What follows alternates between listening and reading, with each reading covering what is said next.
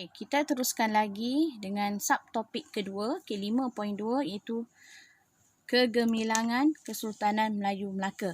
Okay, dalam subtopik ini kita akan tengok dua perkara. Okay, yang pertama ialah faktor kegemilangan dan yang kedua kita akan tengok aspek kegemilangan. Okay, mula-mula kita tengok mengenai faktor kegemilangan. Okay, sebelum tu cikgu ulang balik yang tadi. Okay, di mana kawasan Melaka sebenarnya bermula dengan perkampungan nelayan. Okay, seterusnya menjadi pelabuhan dan akhirnya muncul sebagai sebuah kerajaan yang masyhur. Okey. Jadi apa faktor yang membawa kepada kejayaan Melaka menjadi sebuah kerajaan yang masyhur di alam Melayu, bukan setakat di alam Melayu, juga di kalangan alam kerajaan luar. Okey, so apa faktor dia? Okey, ada 3 faktor. Okey, yang pertama ialah kepimpinan raja. Okey, yang kedua sistem pentadbiran yang cekap dan yang ketiga adanya perundangan. Okey.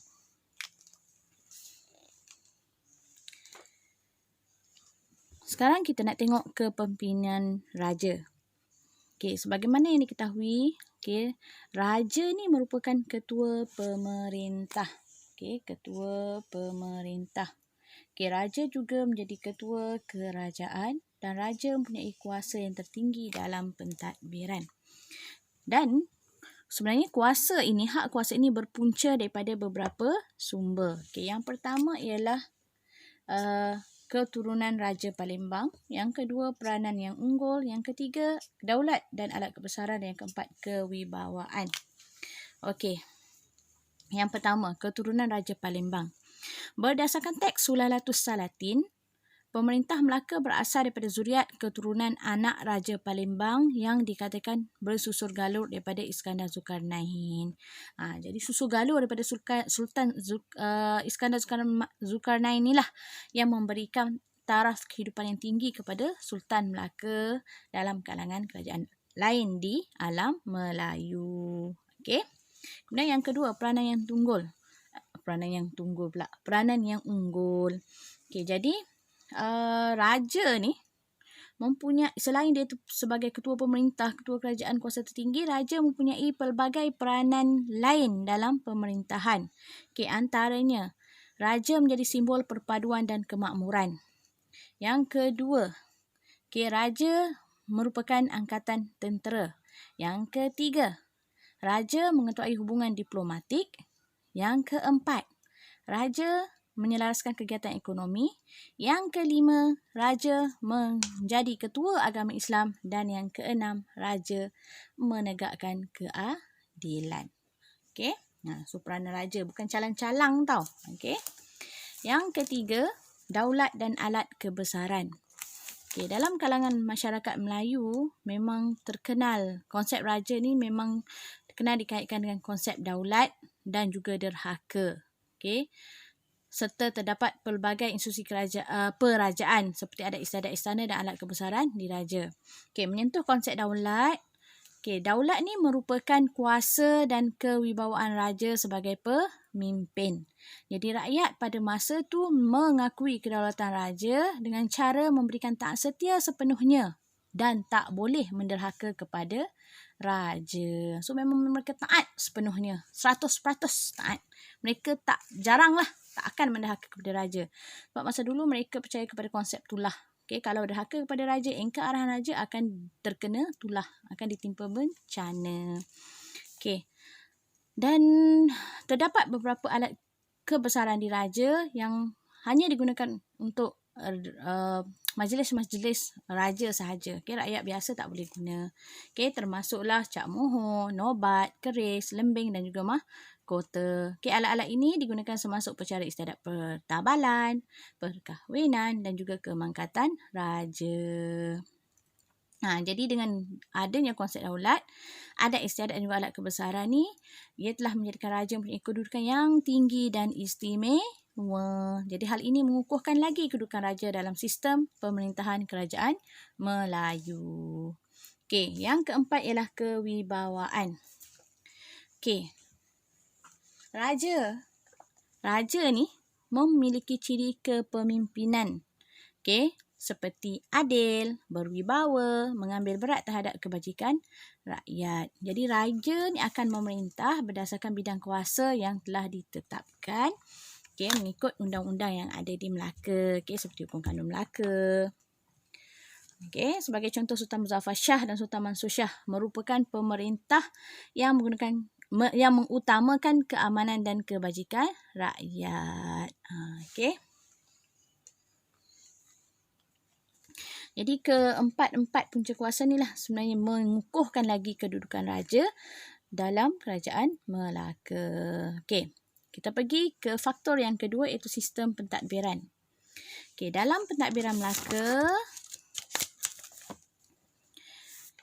okey, Sultan akan melantik pembesar untuk membantunya dalam pentadbiran. Dengan cara tu, Melaka berjaya menjadi sebuah kerajaan yang gemilang. So, bila ada sistem pentadbiran yang tersusun dan berkesan, okey, sebab itulah Melaka menjadi gemilang. Okey. So, dalam sistem pentadbiran Melaka dikenali dengan sistem pembesar 4 lipatan. Okey, seperti biasa, Sultan berada di puncak tertinggi. Okey, kemudian Sultan akan dibantu oleh 4 lapisan pembesar. Okey, 4 lapisan pembesar. Okey, sistem pembesar 4 lipatan ni mempunyai 4 lapisan pembesar. Jadi Sultan berada di puncak teratas. Okey, Sultan akan dibantu oleh pembesar berempat. Kemudian dibantu oleh kemudian di bawahnya pembesar berempat dibantu oleh pembesar berlapan. Kemudian pembesar 16 dan seterusnya pembesar 32.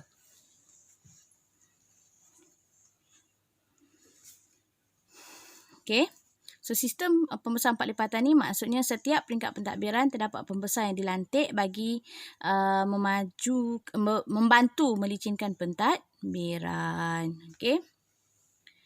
So, pembesar ni melibatkan pembesar peringkat pusat, okey, jajahan, daerah, mukim dan juga kampung. Okey, dan setiap pembesar ada tugas tersendiri. Okey. Okey, tugas pembesar. Okey, pembesar ni mempunyai tugas-tugas seperti menjaga keamanan, okey, menjaga keamanan kawasan. Okey, semua bertanggungjawab, tak kira di peringkat mana. Pembesar berempat ke, 8 ke, 16 ke, 32, semua mempunyai tugas menjaga keamanan kawasan, menguntit cukai dan hasil lain melalui sistem serah, membekalkan tenaga tentera ketika perang dan juga menyediakan tenaga buruh melalui sistem kerah.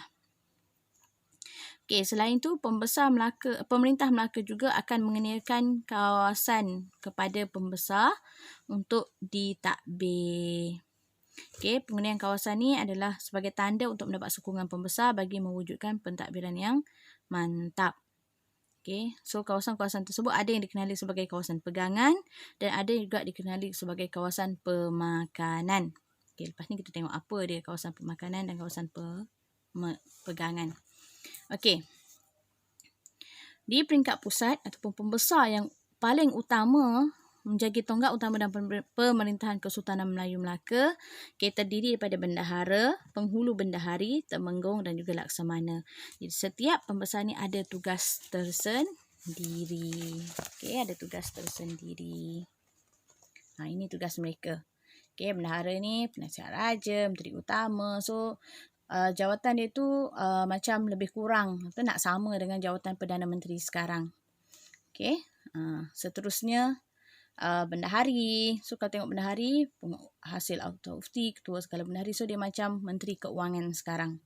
Okey, temenggung ni ketua polis dan penjara, penguasa bandar. So ini macam Menteri Keselamatan Dalam Negeri. Okey, yang menjaga keselamatan negeri. Dan yang keempat, laksamana, ketua Angkatan Laut, pengawal peribadi raja. So ini lebih kepada berkaitan dengan tentera lah. Okey. Okey, jadi itulah tugas-tugas pembesar. Okey. Tadi cikgu nak cakap, nak sentuh tentang, nak terangkan mengenai kawasan pegangan pemakanan. Okey. Okey, jadi ada beberapa kawasan yang diberikan kepada pembesar Okey, yang dikenali sebagai kawasan pegangan.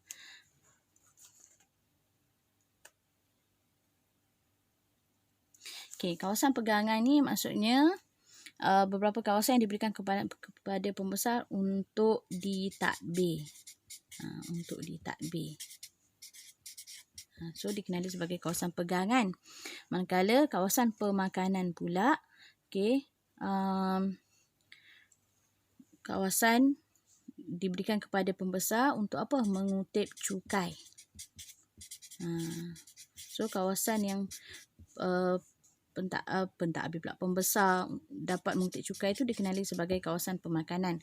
Kalau kawasan yang diberikan untuk ditadbir sahaja dikenali sebagai kawasan pegangan. Okey. Kemudian ada juga istilah sistem serah. Okey, apa maksud sistem serah? Okey, sistem serah ni pemberian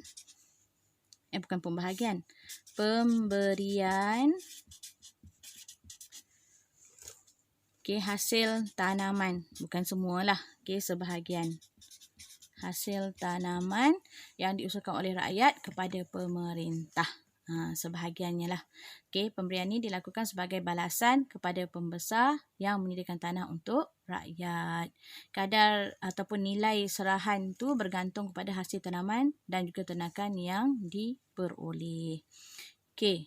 Manakala sistem kerah pula merupakan pekerjaan yang dibuat tanpa diberi upah. Macam buat kerja suka rela. Itu sistem kerah. Jadi, pembesar lah yang akan cari memekarkan tenaga pekerja ini kepada pihak sultan.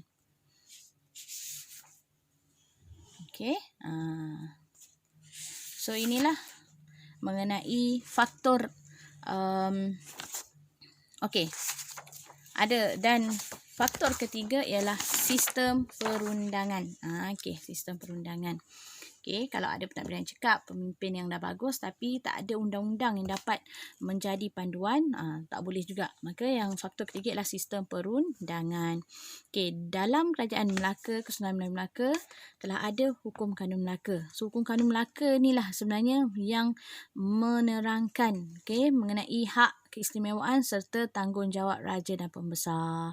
Hukum kanun Melaka ni sebenarnya telah mula ditulis semasa pemerintahan Sultan Muzaffar Shah pada tahun 1446 sehingga 1456. Kemudian ia disusun semula secara teratur semasa pemerintahan Sultan Mahmud Shah pada tahun 1489, yang memerintah pada tahun 1489 hingga 1511 sebelum akhirnya ditawan atau dikalahkan oleh Portugis. So, dalam hukum kanun Melaka ni juga mengandungi hukum Islam yang berkaitan dengan jenayah, urusan jual beli serta kekeluargaan. So, dengan adanya hukum kanun Melaka ni, pemerintah ataupun pembesar dapat menjalankan tanggungjawab dengan yang baik dan jenayah dapat diatasi dengan baik dan keamanan dan keselamatan rakyat dapat dijamin. Undang-undang yang kedua pula ialah Undang-Undang Laut Melaka. Undang-Undang Laut Melaka ni ditulis semasa zaman Sultan Mahmud Shah. Tujuan dia adalah untuk menentukan peraturan pelayaran dan perdagangan. Melaka kan maju, perdagangan di Melaka kan maju dan rakyat dia pun mahir dengan pelayaran. Maka perlu ada peraturan.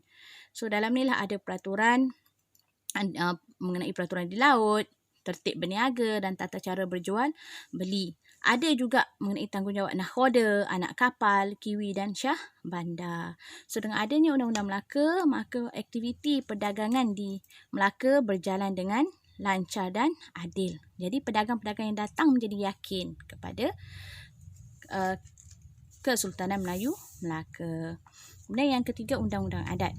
Selain daripada dua undang-undang bertulis ni, di Melaka juga ada Undang-Undang Adat. Undang-undang adat yang diamalkan mereka ialah Undang Adat Temenggung. So Adat Temenggung ni merangkumi sistem pemerintahan, perusahaan takhta, perkahwinan, pewarisan harta dan juga perundangan. Dari segi penggantian sultan pun ada. So dengan adanya ketiga-tiga perundangan ini berjaya menjadi paduan kepada sultan dan juga pembesar dalam menguruskan pentadbiran Melaka dan juga perdagangan di Melaka. Melaka. Okay. Dan sebabkan ketiga faktor inilah maka Melaka menjadi sebuah kerajaan yang masyhur dan gemilang.